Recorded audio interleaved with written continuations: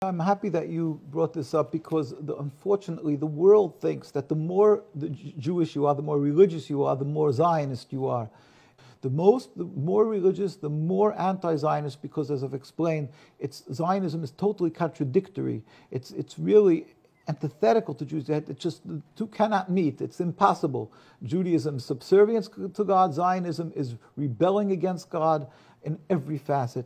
Now, the Zionists, being that they don't have the godly fear of God and this morals given by God of how one should live his life. Therefore, they have no compunctions with using the Judaism as a facade and a stick to intimidate others. That they wave the Bible and they use this emotional music. Oh, we were 2,000 years in exile and now we finally got back the land. We're a continuation of King David. And to us, we could vomit from this, listening to this, because it's so despicable. Because everybody, if you would just follow their lives, the whole state of Israel breaches all the 10 commandments and everything of the Torah. They don't they desecrate the Sabbath. They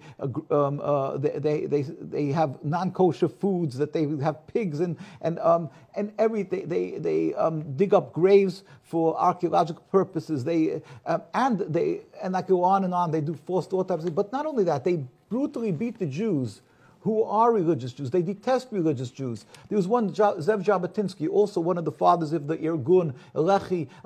There was a prime minister called Begin. He was his mentor. Everybody knows him who follows Zionism. And he wrote in an article in 1919 in Palestine. What book is this now This again? is, again, a traditional Torah opposition to Zionism. It's historic documents on nkusa.org. You can find nkusa. That's your website. Our website. You can find it. And he wrote openly in a newspaper called the Chadashus Haaretz, that means the news of the land.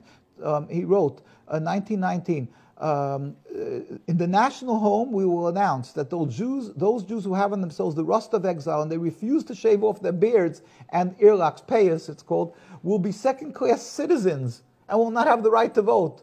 Now, imagine that. If an Arab person would say this, a Muslim country would say that, the Zionists would be all over them and say, how dare you do it? And they're the protectors of the Jewish people around the world. This is their hypocrisy, what they are. But not only that, the Jewish people, we're never militant. We're not armed. We don't carry arms.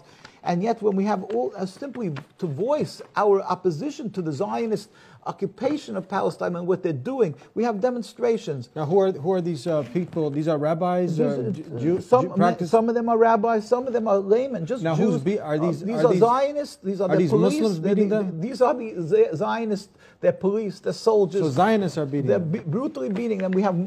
We have reams and reams of pictures that can go to our site, NKUSA, and there's links. You can see, we have, as you've mentioned, we have demonstrations that never get covered because of their intimidation around the world, that you're anti-Semitic if you oppose them. So newspapers fear the fear of to dare speak up against Zionism or to show any sympathy for the Palestinian cause. Here we have tens of thousands of Jews when Netanyahu came to visit President Obama. We have, as you said, in New York, we have every year we have many times demonstrations. And they're saying tens of thousands of Jews saying that we are against the existence, the mere existence of this rebellion against God called the Zionist state of Israel. We don't accept it. It's unacceptable to God. Not we don't accept it. It's unacceptable because we are Jews. Because we are Jews, we oppose the existence of the state of Israel. We sympathize, we cry with the people of Palestine in their suffering. And what happens in Palestine? This is what happens in Palestine. We get brutally beaten. These are Israeli soldiers. This is what they do day in and day out. We get arrested, we get brutally beaten, our leaders were assassinated. And this is the chief rabbi of Palestine today, but nothing to do, again, with the Zionist rabbinate or their chief rabbi, which is a facade. It's just window dressing, and that they should be able to carry out whatever they need to do, rip up olive orchards. So they have assigned by their rabbis.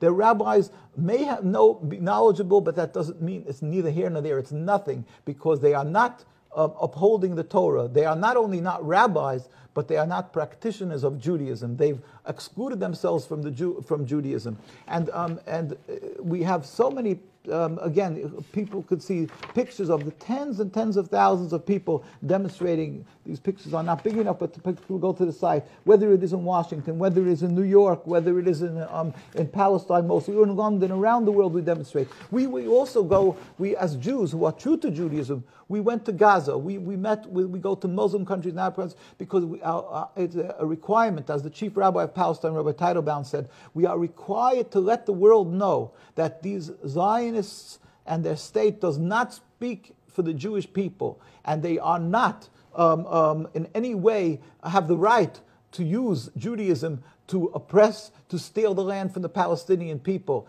These people who are good to us, and we babysat each other's children, we live together, they have no right to steal from them. The Torah doesn't permit you to steal. And here we went to Gaza, we brought, just recently we sent an ambulance. We couldn't go recently to, because of what's happening. We usually go through Egypt, but unfortunately what's happening. But we sent from Norway, and together with the people from Norway, we brought an ambulance. We went twice there after the attacks on Gaza a few years ago. And here we're meeting, we're non-political, so we're good with all the factions, with President Abbas and with the Prime Minister. This is meeting with Prime Minister Ismail Haniyeh in Gaza, and we meet with, and we went to the Iran and to Sheikh Qaradawi and all the people and the kings and leaders, thank God, to tell them that the people should understand that there is not, the religion isn't the issue. The Zionist wants to confuse, to make it that there's a religious conflict. Nothing to do with religion.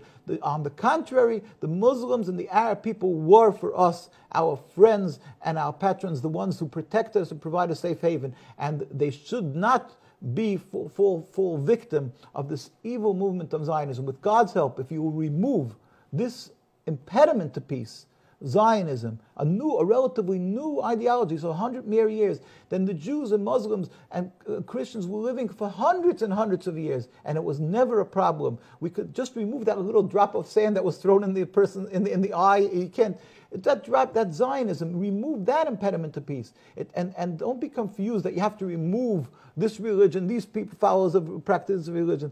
The world, unfortunately, confuses these issues. And that is where the problem is. And that's why there's no light at the end of the tunnel, because they feel that they have to force this Zionism, that it should continue. Remove it, and you won't have to put in billions of dollars for building walls and everything, because we can live together, as history so beautifully attests to the fact that we live together. We urge people, don't call it a Jewish state, call it a Zionist state. You shouldn't fall into the trap of being referred to as Zionist. And we urge people both to pray to the Almighty, who ultimately is the one who brings the results, and do not be silent, do not be intimidated. Stand up for the people of Gaza and Palestine, to urge the leaders, just as South Africa was